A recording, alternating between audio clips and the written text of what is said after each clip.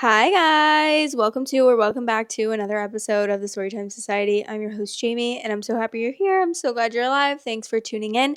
And if you haven't already, please press the subscribe button, give this video a like, and leave a comment down below about what you're doing or what you're drinking or eating while you're watching this video because I'd love to hear from you guys. Um Anyways, this theme of this episode is confessions. So this is solely stories from the confessions. I did get a suggestion that someone wanted me to do stories from the confessions subreddit, so that's what we're doing. So there's 3 stories and they are all confessions. So let's get right into the episode. The title of the first story is I had a relationship with my mother's husband and now I can't get out of bed. I have never posted anything like this, and I'm sorry if it's a bit confusing. Trigger warnings all around, I think. I had an affair with my stepfather. Throughout my teenage years, we were involved. I can't remember when it started or even how. All I knew was my whole world was him. My parents divorced when I was an infant, both remarrying when I was around 7 or 8, and I stayed living with my mom and stepfather. My mother and I have never been close, probably because I remind her too much of my father. She never wanted children, and due to this, she was quite neglectful and cold. Her relationship with my stepfather was extremely volatile, and they argued constantly. I don't really remember much from before I became a teenager, only glimpses that come to me during therapy, but the facts are that we had a relationship until I was 20, and nobody knows. I can't remember the first time we were intimate. I can't remember any of it until I was around 13, but I know that it was frequent. When my mom was at home, he'd drive to my school where I was allowed out at lunch and study periods. We would go to abandoned car parks to engage in sexual activities in his car, and then he would drop me off back to school before my next lesson. Sometimes we'd drive to cities away from where we lived to spend time together, but most of our encounters were in my bedroom when my mom was asleep or out with her friends. I always felt guilty about what we were doing, but I would have done anything for him. I feel like he was the only thing that I had. He used to tell me the things our bodies could do together were beautiful, so how could that be wrong? He said one day we were going to run away together so that we could be together properly. When I became older, things changed and he started being more forceful. I won't go into detail, but he was violent and careless, and it took a toll on my body. I told him he needed to stop, but he said he couldn't cope without me. He said I was his only reason to keep on living.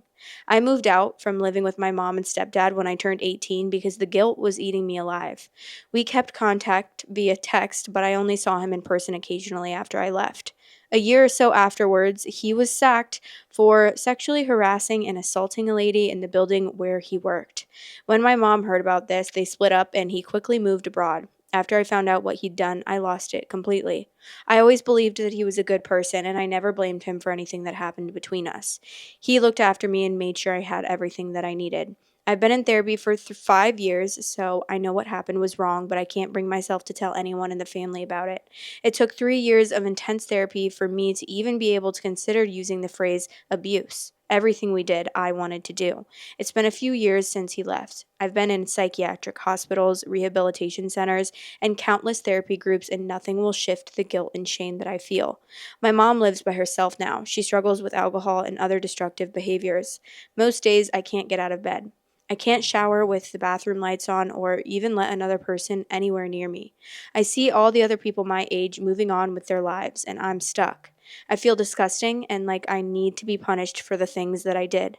I lied to my mom, my friends, and my entire family for years. If I had stayed with him or said something about what we were doing, he would have never hurt the lady at his work. If I had just said something, none of this would have happened, and the worst part is, I miss him. I miss him so much it hurts. I have nobody to tell about this, so I thought a post might help. I'm sorry for everything. I really am. Oh my gosh.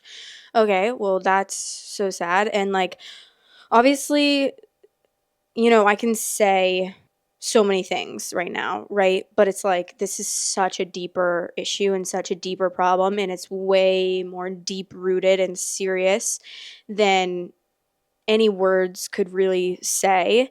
And like, I can say all the obvious things like, yeah, he groomed you, and you just because you are saying that you wanted it does not mean that it wasn't wrong. Like, I can say so many things like that because obviously, from the outside looking in, we all know that this was wrong and it wasn't wrong on her part. None of it was her fault. None of it. Not even 1% of it was her fault. And we, like, obviously we know how grooming works, and we know that, like, she was clearly is clearly still trauma bonded to him. And that is, like, trauma bonding is when there's a person that abuses another person, and that person is bonded to them because of the abuse, basically. I don't know if that's, like, a good way to explain it or not, but I know that a lot of people think that it's like you guys, maybe you and your friend went through similar trauma, so you guys bond over that trauma, and that's called trauma bonding. But that's not the case, actually. It's actually when it's usually in, like, a cycle of abuse where you have an abusive partner or an abusive father or mother or family member or something like that, and you are basically, it almost reminds me of, like, Stockholm syndrome, kind of like when you get kidnapped and then you kind of, like, fall in love with your captor, but it's a psychological thing, and it's obviously, like, I don't want to say not real, but it's obviously, it's a manipulation, basically. It's a manipulation. That's really all I can use to explain it. And it's a trauma. Like, that's what I really do feel like Stockholm syndrome is pretty similar to a trauma bond. But yeah, so all I can say is, like, I wish this person the absolute best, and I'm really glad that they're getting the help that they need in the therapy. And I feel like it takes years to undo something like this and to not feel the guilt and the shame of this. And obviously, like, I haven't been through something similar to this situation before. Like, I can't even imagine what that feels like, but I can't imagine that because I have not, like, I'm not saying I experienced anything like this, but I feel like I can apply this to other things that have happened in my life where, like, you love someone so much, or someone's your family member, and you just see so much good in them, and, like, they've been with you for your whole life, so you don't want to admit that they're, like, actually a bad person and that everything they did to you was wrong, and that throughout your whole life, like, they are not a good person. They are a terrible person. And it's really hard to admit that, especially when, like,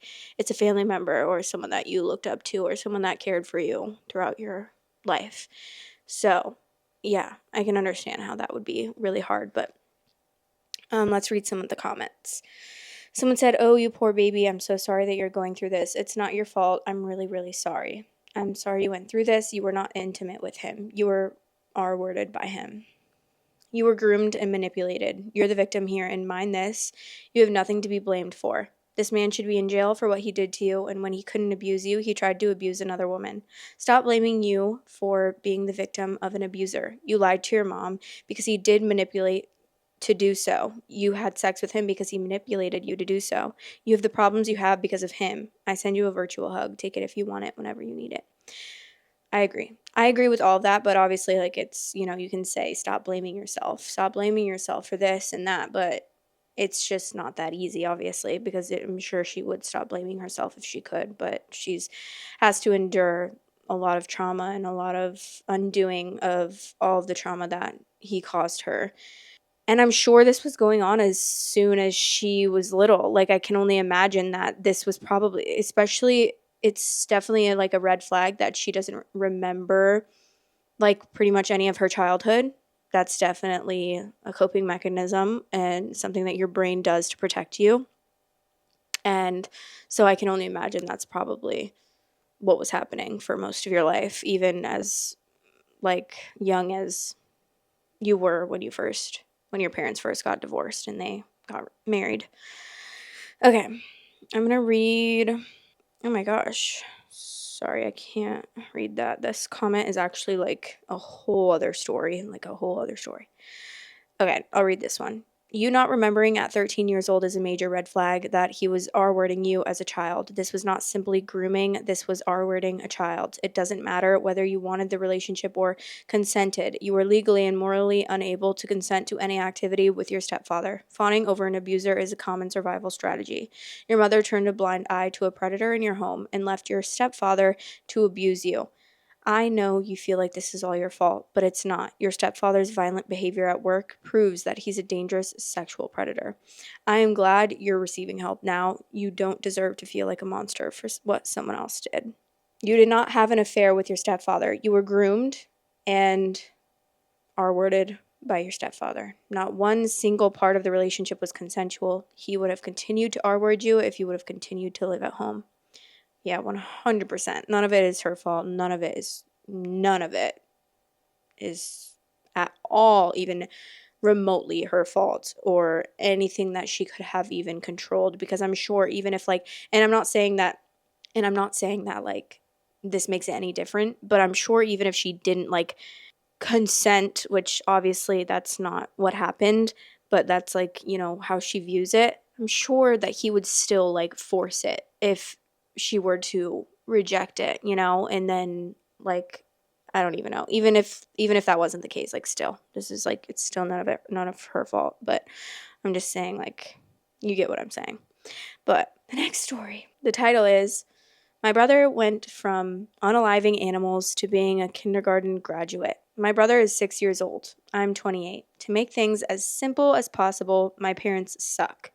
They like really, really suck. Last January, I had just started my last semester of nursing school. One day I was walking out to my truck to go to class, and DSS is in the driveway. They tell me that my brother is going into foster care tomorrow, and I'm the only option left. So they wanted to ask me before they proceeded.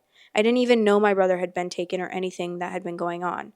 Again, my parents suck, and I had blocked them and shut off all contact for a while. Apparently, 2 months prior, my brother's mom had another baby that was born in withdrawal from meth, benzos, and Suboxone. My dad also failed for meth and benzos. Unfortunately, the baby died. My brother was also removed that day. He had went to another family member initially, but she could not handle him, and there was no other family members that could pass a drug test except for me. I decided to take him. They warned me he's violent, his behaviors are horrible, he is unalived animals. I took him anyway. I hadn't saw my brother much in the last couple of years, but I decided to give it a shot. It was a nightmare. He was 5 and had been expelled from kindergarten twice. I tried to enroll him in kindergarten at a different school, but he couldn't function a day without hitting, cussing, destroying classrooms, throwing stuff. One day, his kindergarten teacher had to evacuate the classroom because he was destroying it. I had to put him in school for children who can't function in public school, and he went there for 9 months. He hit me, kicked me, spit on me, screamed at me, actively defied me, and laughed about it. I had to re-potty train him. He had been having accidents prior to coming to me. I filed an investigation for SA, which I 100% know that he was, but there was no evidence, blah, blah, blah. I started him in therapy. He has ODD, ADHD, RAD, and PTSD. I had to leave class every day to pick him up. I was scared I was going to fail, but somehow I didn't. I got a job in the emergency department and had to leave a lot to pick him up. Scared I was going to get fired, but I didn't. I tried everything. I cried and prayed more than I ever have. I read 100 different parenting books. I went to therapy for myself because it was so much, and I felt like my 2 children weren't getting any of the attention that they deserved because what little I had to pour, I poured into him. I started going to therapy with him weekly. One day I went to the courthouse to relinquish my custodial rights. I just couldn't take it anymore. 2 days later, I took it back and kept telling myself, don't give up. Be who you needed. My brother hasn't had any accidents in a year. He hasn't harmed any animals. He had to repeat kindergarten, but he has repeated it in public school, and I haven't had to pick him up in over 6 months. He can now count to 100 when before he couldn't even recognize the numbers 1 between 10. He can read when before he couldn't even recognize any letters of the alphabet. He says please and thank you and listens when he's told to do something or to stop doing something. He doesn't kick or hit or bite or scream, and just last week, he walked across the stage as a kindergarten graduate, a day I often wondered would even be possible. I believe my brother, my son, is going to grow up and do very big things. I'm glad I didn't give up. I'm glad I could be who I needed. Aww.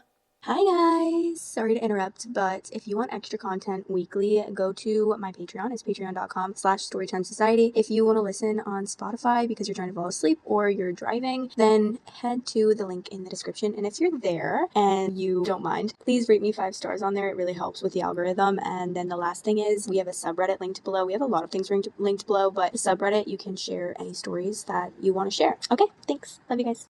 That literally makes me want to cry. That's actually so sad, but also like so sweet, because I can understand like being, I don't know, like obviously this girl has so much strength. I don't know if I would have enough strength to deal with this, because obviously like when you don't see a light at the end of a tunnel, it's so hard to keep going and keep persevering.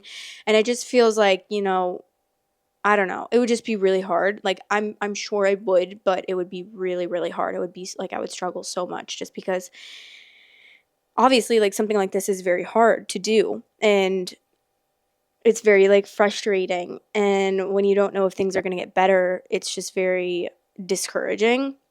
But I can only imagine like if it were my niece that needed this, even when I was like younger, like we're 12 years apart, and even if I was like 18 at the time, like I probably still would have really, because like I babysat that girl so much. I was always like, I was with her so much. We were so I I don't even know what I was going to say, but we were just together a lot, and I would watch her all the time, because my sister was like in a bad situation. Like she wasn't specifically, but I mean she did have like a lot of mental health things that she was dealing with, and my niece's dad had really bad addictions, and he was not my niece's dad. Like he was for the first 2 years, and then he got diagnosed with, I don't even know what it was, hepatitis C or something. And like, I don't really know I don't really know what happened. I don't know if it's like that was what made him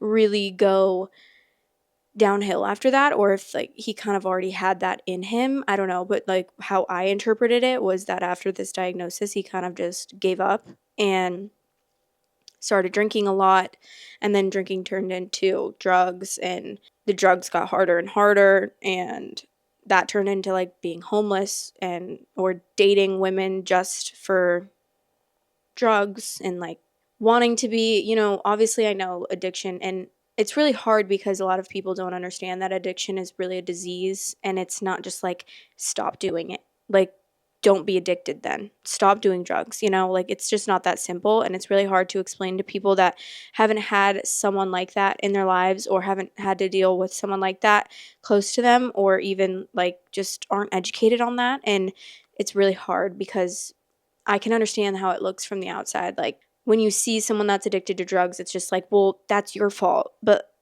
it's not. Like it's genuinely a disease, and it's just not that easy. Because obviously, I'm sure if it, you know, I'm sure if it were just that easy, like there wouldn't be half as many addicts as there are now. And so it's really sad. But yeah, I don't know. Like, and he would get better, and then he would get worse, and then he would get really worse, and then at some point it was just kind of like my sister was definitely very wanted him to be in her life, because that's usually like, if when you're a parent, you want the best for your daughter and what you think is best for or your son, but in my case, like a daughter, you think what's best is to have both of their parents. But at the end of the day, when you know he leaves, he's which this only happened once, but this was like definitely one of the last straws. But like he would be babysitting my niece, not, well, I call it babysitting, he's literally her dad, but like yeah, pretty much he would be babysitting. And it would be, they wouldn't see each other for months, and so like my niece would be so excited to see him. And like, mind you, she's 4 years old at the time, like she's 3, 4, 5 years old. And he would need drugs so badly that he would just, he not would, but he left her this one time to go get drugs, and he just like left her at home by herself, and then like came back and was just like everything was fine, when obviously you don't do that. But when you're an addict, like you don't see any other option. Like the only option is to get more of what you need, and at that time it's more drugs. So yeah, it's really crazy and it's really sad, but I don't know, it's really sad. And I don't know where I was even going with that story, but I think I was kind of just, I honestly don't know where I don't know why I even told that story. I don't know. I forget what my point was, but There we go. Okay, let's read some comments. Someone said you should be very proud of yourself. Someone said, yeah. JFC, that had me crying. Good for you, OP. You saved that little son's life. You're a good person. Who knows what terrible things would happen to that boy in foster care. OP saved him from his past and potentially terrible future. Thank you for not giving up on him. You are truly a good and patient soul. I wish you, your brother, and those around the best. You're actually a legend. It takes a special kind of person to raise a child that, let alone one that has come from an abusive home. The fact that you're doing this while raising two other children is extremely impressive. Be extremely proud. Very few people could do what you've accomplished. I'm so proud of you and him. He may not be able to express it, but I bet he's really grateful for you. I'm a veteran teacher. I have a former student who sounds a lot like your brother when he was in kindergarten too. He's now a successful high school graduate on his way to a prestigious Texas university on a scholarship. He was also involved in many school activities and has several friends. Hang in there. You're amazing, and there are many bright spots ahead. That's cute. I love that. This is actually so touching. I'm so happy that you managed to be there for him. Even though you did your best, you did more of your best. Made me tearful in the end there. You're amazing. Okay, wow, that's so sad. Oh my god, the vibes in this episode are really sad. And I have a feeling this next episode's not going to be it, or not episode. This next story isn't going to be any better. So let's read it though. I was kidnapped when I was 8 and held in captivity for 3 years. I, 26 female, was picked up by a stranger from school posing to be my dad's friend, saying that he would drop me off to the airport to catch a flight with my dad. Not only did I actually have to travel with my dad that day, but this man somehow knew my dad was getting off early from work, he told me that morning, and that he had to go fishing with his friend. He did this a lot. He told me that my dad sent him to pick me up and meet him directly at the airport. I believed him, convinced my teachers I knew him because I was excited to go to the airport, and I left with him. I was held in captivity for 3 years. I was R-worded, beaten, starved. 11-year-old me had learnt to make him trust me. It started with us going around in his car, although I had to sit in the back seat and stay quiet the whole time. He let me come into his kitchen and make food for myself. He let me clean his house. The day we went to feed the ducks at the park, I ran. I ran as fast as my weak legs could carry me. Because of the crowd, I think he lost me. I begged a family for help, telling them I was kidnapped and I wanted to go home. I told them my name, my school's name, and my parents' name. Long story short, they caught him. He unalived himself. I was back with my dad, my sisters, my dogs. I'm now happily married to my wife of 4 years, still undergoing therapy, have a good job, and a baby on the way. Edit, I'm very sorry for the last line. I realize it doesn't end well for most, and I got lucky. But the only way I kept going was telling myself I'm going to escape, and then I'm going to get better. I'm going to love myself again. I'm going to get past my trauma. Since this worked for me, I assumed saying it will end well would work for other people too. Of course, it wasn't right, though. Clearly, you took that part out because I didn't read that part. But I mean, I think that it's fine being positive, especially when you go through something so horrific, like trying to keep a positive mindset. And obviously, like we all know that it doesn't always end well, but to like try to be optimistic and to hold like an optimistic attitude, especially when something like this happens and you do like it does end up ending well. I think it's okay to have that mindset, right? I don't know. I guess people were mad at him though. I don't know. That's crazy though. That's wild. Kidnap? Like, I cannot imagine being kidnapped. That's so terrifying and so crazy and so scary. And when I was like little, I would always feel like I was going to get kidnapped. Like, but it was way different, I feel like, when I was growing up. I lived in this like quaint little neighborhood, like by my school. Everyone in that went to my elementary school lived in this neighborhood. And so pretty much like uh, it was my elementary school was probably like 2 blocks away. I don't know, but I would walk to elementary school. And like now that I think about it, and when even obviously kidnappings were happening during that time, I'm not like dumb. I know that. But I don't know. I just feel like maybe it was a little safer back then. Like now, I would not even dare to let my kid in elementary school walk to school alone. And I'm not really sure it was even great for me to be walking to school alone at the time, to be honest. But our neighborhood was very little, very quaint. Like everyone in our neighborhood pretty much knew each other. Everyone went to the same elementary school. It was a really small school. And I would walk to school and like sometimes I would be so scared and I'd be like, I'm just gonna act like I would try to make myself look so ugly. Like, I would make the ugliest faces so that if, like, someone came by and they wanted to kidnap me, they would see me and then they would decide not to kidnap me, which is so funny that that's, like, the mindset that I had as a little kid when that's, like, kind of the mindset that I have now. Even though when I was little, like, it wasn't like I was in watching all this true crime that I'm watching now. And it's just funny that, like, that was my mindset. But okay, let's read some comments. My mom set up a password with me that only I knew. She said if there was ever an emergency and she needed to send someone to pick me up, she would tell them the password. A woman approached me after school, said my mom sent her to pick me up. Had my mom's name and everything, but didn't know the password, so I didn't go with her. I ended up going to a friend's house whose parents called my mom, and it turns out my mom did send her but forgot to tell her the password. Good intentions, but she was proud of me for remembering. I don't think, like, no, I'd be like, don't ever go with anyone. Anyone. Even if they say their mom, like, your mom told me to come pick you up. That's how I would be like, no. Unless I specifically say that this person's coming to pick you up today, don't go with anyone. Because, like, I feel like so many kids, like, end up getting kidnapped that way because someone comes and is like, oh yeah, your mom told me to come pick you up.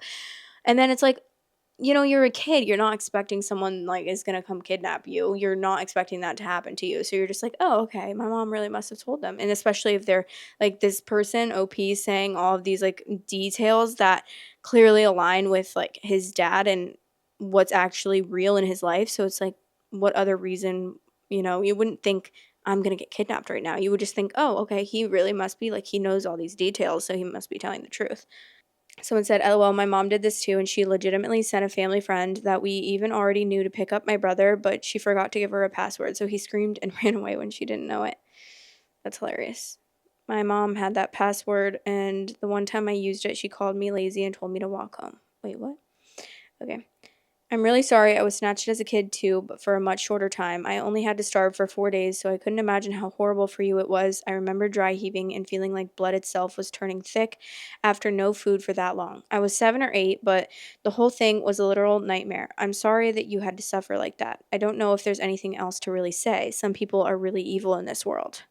Yeah, I know. It's like, I mean, the only thing I can really say is I'm so happy that you're, like, good now and you're getting therapy because I can only imagine how traumatic that would be. My dad always warned me about this kind of stuff. He said to not get into a stranger's car if they said they knew him and were going to drop me off at his house. If he was going to ask someone to pick me up, he would call my mom a day prior. One day, after a few months, a year, a guy in a white beaten GM stopped his car close to me in the sidewalk right outside school and said he knew my dad and that he was going to give me a ride home because my father asked him to. I was 10 years old. I asked him, so what's my father's name? As soon as he saw I knew he was bullshitting me, he started the car again and left very quickly. I will never forget that day in June. I'm sorry you had to go through this. Honestly, I feel like in a lot of cases, if this person really, like, I'm not saying this didn't happen, but if this person really wanted to kidnap you, I'm sure he would have just he could just get out of his car and pick you up as a 10-year-old. Like, that's scary. Obviously, you know what I mean? Like, I don't know, it's just scary. And I'm not saying that didn't happen. Like, I believe that person, but I feel like some people will just get out and take the kid regardless of if they, like, come willingly. Okay, someone responded, after a very public case of a child being snatched like this in my area, my dad and I established a code word. If he were to ever to send someone to pick me up, they would know the code word. Code word. A few years later, I was biking home from school and a guy stopped and said my dad sent him to pick me up and take him to where my dad worked. I asked what the code word was, and he said something along the lines of, oh, he was in a rush and didn't tell me. I didn't get in the car with him. When I got home, I called my dad at work and told him what happened, and he raced home and called the police. I told him what had happened and what the guy looked like. A few weeks later, they picked him up about an hour away trying to grab another kid. I still to this day remember that dang code word. Wait, what? Like, what happens? I mean, I guess this person did say they were R-worded, but, like, when a kid gets kidnapped and nothing happens to them other than they got kidnapped, like, that's still terrible. But what's the point of, like, the kidnapper kidnapping a kid? Not the kidnapper kidnapping a kid, Sally sells seashells on the shore.